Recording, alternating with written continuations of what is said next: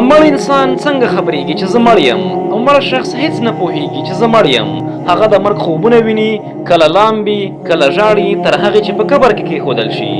کله چې خپل ټول خپلوان ترې لاړ شي او په قبر کې یوازې پاتې شي، نو الله جل جلاله ورته په بدن کې روح واچوي.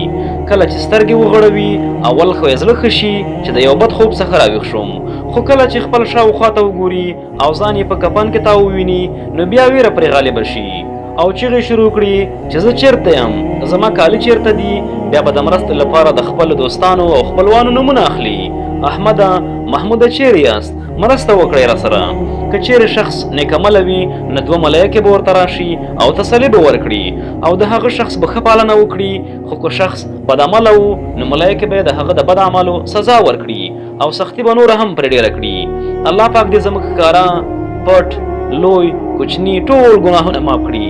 الله پاک دې موږ نیکعمله انسانان جوړ کړي. د ثواب په خاطر یې له نورو ملګرو سره شریک کړئ. زه ستاسو ورور، ستاسو ملګری امان الله اجبرزی.